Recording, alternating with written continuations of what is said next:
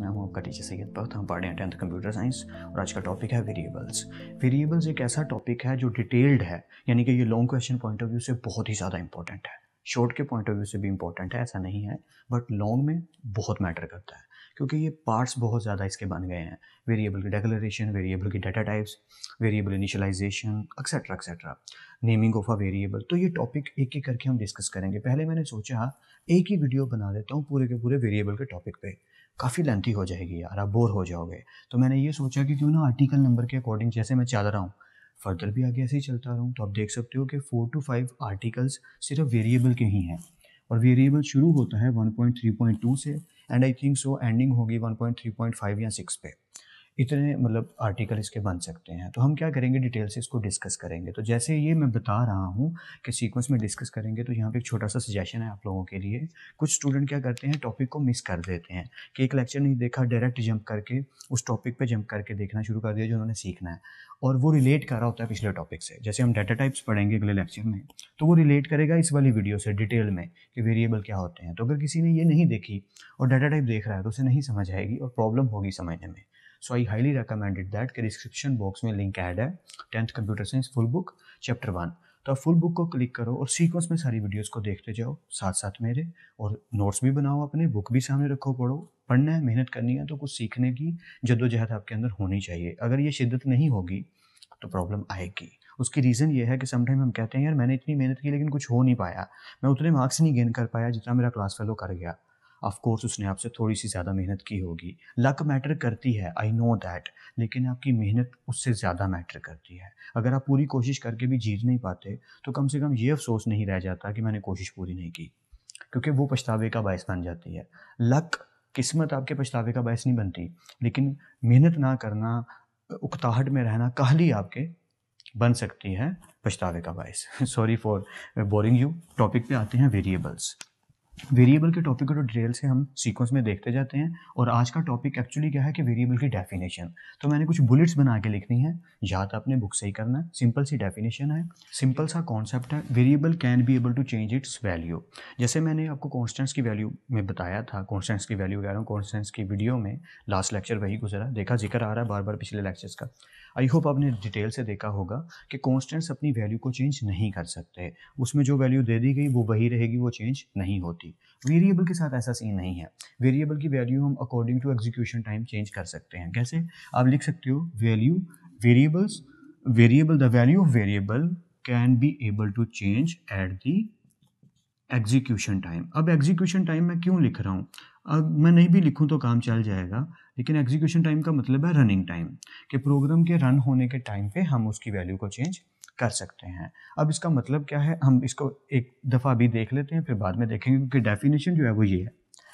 Name of a memory location. Variable actually होता क्या है, ये वेरिएबल मेमोरी लोकेशन का एक नाम है। अब इसका क्या मतलब हुआ, तो इसकी एक छोटी सी एग्जांपल से समझ लेते हैं। फॉर एग्जांपल आपके घर में एक कबर्ड है, बैंक्स की एग्जांपल ज़्यादा बेटर रहेगी, उसको ले लेते हैं। तो अगर एक बैंक में काफ़ी ज़्यादा लॉकर्स हैं और आपने देखा होगा कि एक बहुत बड़ा बॉक्स होता है, अलमारी होती है, उसके अंदर छोटे छोटे खाने बने होते हैं। मूवीज़ में तो ज़रूर देखा होगा, कार्टून्स में भी है, मूवीज़ में भी है। वो छोटे छोटे जो खाने बॉक्सेस बने हैं वो काउंट नंबर के साथ लॉकर्स मिलते हैं बैंक के क्लाइंट्स को, कि आपको सर ये बॉक्स हम बैंक के अंदर देते हैं, आप इसके अंदर अपनी सेफ्टी से कोई भी चीज़ रखें, वो यहाँ पे सेफ रहेगी, चोरी नहीं होगी, प्रॉब्लम नहीं आएगी, उसकी सिक्योरिटी की जिम्मेदारी बैंक वाले लेते हैं। उस लॉकर को एक लोकेशन ही है ना वो, मतलब वो एक पूरी की पूरी एक अलमारी है, वो दीवार में भी हो सकती है, वो बाहर भी हो सकती है। उस अलमारी के अंदर खाने बने हैं, हर खाना एक क्या है, लॉकर है, बैंक का लॉकर। वो लॉकर उस मालिक को चाबी के साथ दे दिया गया कि आप इसके अंदर कोई भी डाटा सेव कर सकते हैं।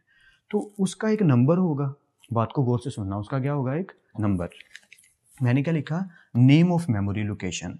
तो अगर हम अपनी कोई भी वैल्यू को स्टोर करना चाहते हैं, फॉर एग्जांपल मैं कहता हूँ कि यूज़र से कहता हूँ हम आने वाले टाइम में ये प्रोग्राम बनाएंगे, एंटर योर एज, और वो एज एंटर करता है, तो वो कहीं ना कहीं सेव होनी चाहिए ना।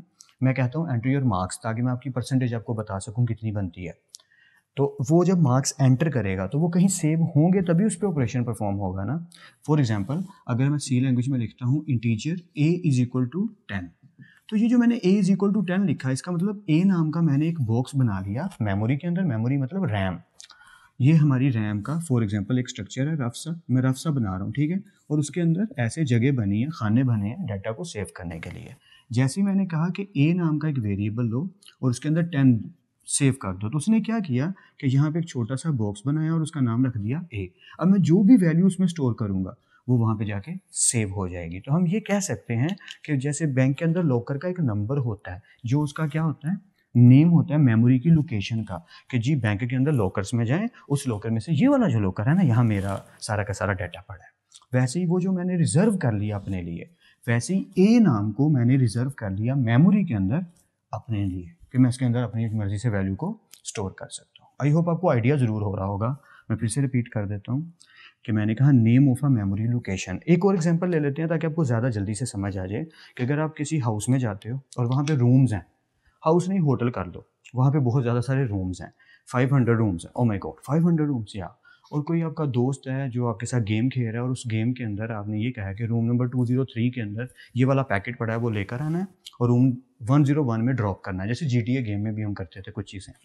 तो जो रूम, जिस रूम में आप जा रहे हो, आपके पास उसका क्या है, आपके पास उस रूम का एड्रेस है, यानी मेमोरी लोकेशन आपको पता है कि मेमोरी के अंदर जो लोकेशन है वो उसका नेम आपको पता है, वो जो नंबर है वो नेम है, और वो किस चीज़ का है, लोकेशन का। आई होप अब तो आइडिया हो रहा है कि एक लोकेशन है, उसका एक नेम है जो उसका नंबर है रूम का, और वहाँ पे आप जाके डाटा को पिक कर सकते हो, ड्रॉप कर सकते हो। वैसे ही यहाँ पे हम डाटा सेव अगर करना चाहते हैं मेमोरी के अंदर, रैम के अंदर, तो हमें क्या लेना पड़ेगा, वेरिएबल। तो उस वेरिएबल के अंदर हम अपनी वैल्यू को स्टोर करवाएंगे। और यहाँ पे दूसरी बात भी क्लियर हो रही है, can be able to change. मैं जब चाहूँ ए इज इक्वल टू 10 को 20 कर सकता हूँ, 30 कर सकता हूँ, 50 कर सकता हूँ, 100 कर सकता हूँ।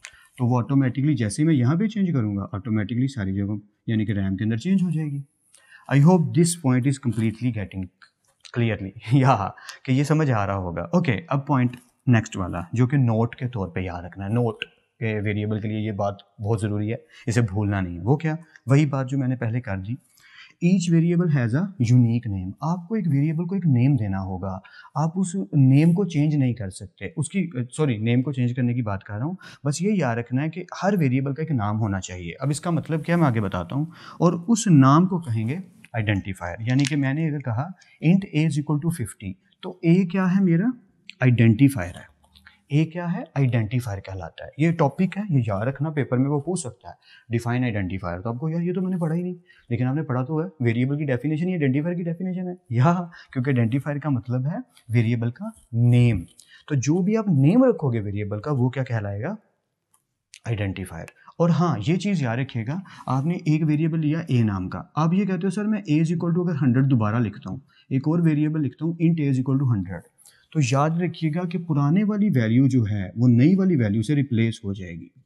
ये बहुत अच्छा कॉन्सेप्ट है जो मैं आपको बता रहा हूँ, और आपने याद रखना है कि ए के अंदर जो 100 सेव हो रहा है, थोड़ा साफ कर लेते हैं, ए के अंदर जो 100 सेव हो रहा है वो पिछली वैल्यू को रिप्लेस कर देगा, क्योंकि एक टाइम पे वो एक ही वैल्यू को स्टोर करेगा, एक से ज़्यादा वैल्यूज एक वेरिएबल स्टोर नहीं कर सकता। आई होप आपको ये मेरी बात समझ आ रही है।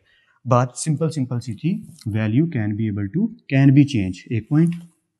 दूसरा point, name of memory location. तो नेम ऑफ मेमोरी लोकेशन पूरी लाइन याद रखनी पड़ेगी। Variable is a name of memory location.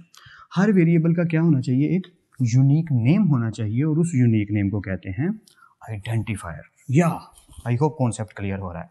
आगे क्या लिखा है, and has a data type. Alright, तो डाटा टाइप को भी समझ लेते हैं। अब ये डाटा टाइप किस प्ला का नाम है, या ये क्यों टॉपिक आ गया यहाँ पे। एक्चुअल में डाटा टाइप पे नेक्स्ट वीडियो आएगी, कंप्लीट वीडियो का डाटा टाइप पे पूरी डिस्कशन है ना, तो वो देनी पड़ेगी, बतानी पड़ेगी मुझे। लेकिन अभी यहाँ पे जिक्र आ गया तो मैं मोटा मोटा बता देता हूँ, मतलब आइडिया दे देता हूँ कि डाटा टाइप क्या होती है। जब भी हमें कोई वेरिएबल इनिशियलाइज करवाना होता है, लिखना होता है, तो हमें पता होना चाहिए उसके अंदर वैल्यू किस टाइप की स्टोर होगी। अगर मैं ये कह देता हूँ कि मैंने यूज़र से एज एंटर करवानी है, तो मुझे क्लियर है कि ये डेसिमल में नहीं आएगा, या डेसिमल में तो नहीं आएगा। वो कहेगा मेरी एज 17 है, 15 है, 14 है, 12 है, 80 है, कुछ भी, तो वो डेसिमल यानी पॉइंट वाली वैल्यू नहीं होगी। लेकिन अगर मुझे ये पता है कि मुझे किसी यूज़र से या स्टूडेंट से वैल्यू एंटर करवानी है एज ए परसेंटेज, ठीक है, तो अब मैं जानता हूँ कि ये डेसिमल में आ सकती है, पॉइंट वाली वैल्यू हो सकती है। मेरी बात को समझ रहे हैं आप, या तो इसी तरीके से अगर मैं कहता हूँ कि मुझे यूज़र से सिर्फ एक चीज़ प्रिंट करवानी है, ट्रू या फॉल्स, भैया टी प्रेस करो या एफ प्रेस करो, टी है तो ट्रू प्रेस करो, एफ है तो फॉल्स प्रिंट करो। तो ऐसी सिचुएशन में जब मैं प्रिंट करवाना चाहूँगा तो मुझे ये पता होना चाहिए कि मुझे यूज़र से कैसी वैल्यू लेनी है। अकॉर्डिंग टू दैट ही मैं डाटा टाइप को यूज़ करूँगा। तो अभी जो सिंपली इंट्रोडक्शन लिखा है डाटा टाइप का वेरिएबल के अंदर, वो 3 टाइप से लिखी हैं, जिनमें सबसे पहली टाइप है इंटीजर, दूसरी टाइप है आपकी फ्लोट और तीसरी टाइप है आपकी करैक्टर। और वेरिएबल इनिशियलाइजेशन, वेरिएबल डिक्लेरेशन, ये टॉपिक आएगा तब पढ़ेंगे ये क्या होता है, अभी मैं सिर्फ आइडिया दे रहा हूँ। और जब हमने इंटीजर को यूज़ करना है तो हमने इसका कीवर्ड यूज़ करना है, यानी इंटीजर पूरा नहीं लिखना, हमने जस्ट लिखना है इंट। जैसे मैंने आगे लिखा था इंट ए, तो इसका मतलब मैंने ए को कौन सी डाटा टाइप दी थी, इंटीजर दी थी, ठीक है। इसी तरह फ्लोट को जब यूज़ करना है, या फ्लोट कंप्लीट लिखा जाता है। और करैक्टर के लिए हम CHAR करैक्टर यानी 4 ये वर्ड यूज़ करते हैं। तो यही बस बुक के अंदर वेरिएबल के तौर पे लिखा है। आई होप सो आपको आइडिया ज़रूर हो गया होगा। एंडिंग पे एक छोटा सा आपको पॉइंट बता देता हूँ। यूट्यूब पे जब आप मेरे चैनल पे जाओ तो प्लेलिस्ट वाले पोर्शन में अगर जाओ तो नीचे एक पूरा पोर्शन आएगा IT कोर्सेज, IT यानी इंफॉर्मेशन टेक्नोलॉजी कोर्सेज, उसमें C++ का कोर्स पढ़ा हुआ है, या आप लैंग्वेज पढ़े हैं C लैंग्वेज। इसके बाद जो एडवांस लेवल की लैंग्वेज है वो C++ होती है। उसके अंदर पूरी प्लेलिस्ट में C लैंग्वेज काफ़ी मिलती है C++ से, क्योंकि C बेसिक है, C++ उसकी एडवांस लेवल है। उसके अंदर भी टॉपिक आता है वेरिएबल का। तो अगर कोई वो वाली वीडियो देखना चाहता है तो वो भी देख सकता है। अगर आप यूट्यूब पर सर्च करोगे what is variable by Syed Bakht, में भी तब भी आ जाए, लेकिन प्लेलिस्ट से तो ज़रूर मिल जाएगा। तो अगर कोई ज़्यादा समझना चाहता है, सीखना चाहता है, इतना बोर होने के बाद, I know I am boring you, लेकिन अब क्या करें, पढ़ाई है तो सीखना तो पड़ेगा, तो वो वीडियो भी देख लो। उससे आपको और बेटर वे में समझ आ जाएगी कि अच्छा सर ये बातें इस तरीके से कह रहे हैं, क्योंकि यहाँ पे मुझे थोड़ा रिस्ट्रिक्ट होकर रहना पड़ता है, मुझे वही बातें बतानी पड़ती हैं जो आपकी बुक में मेंशन है। एक्स्ट्रा बताता हूँ तो लगता है कि आप पे और बोझ बढ़ा रहा हूँ, ठीक है। तो जो सीखना चाहता है वो ज्ञान बटोर ले, अवेलेबल है।